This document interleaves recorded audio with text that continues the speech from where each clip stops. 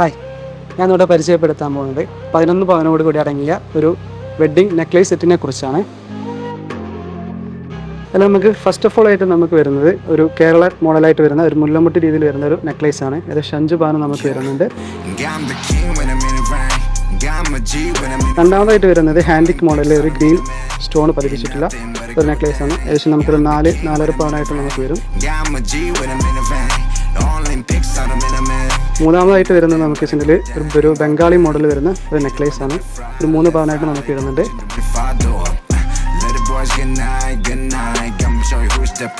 അതേപോലെ തന്നെ നമുക്ക് നാലാമതായിട്ട് വരുന്നത് സിംഗപ്പൂർ മോഡലിൽ വരുന്ന ഒരു 2 പവനോട് കൂടിയ ഒരു നെക്ലേസ് ആണ്.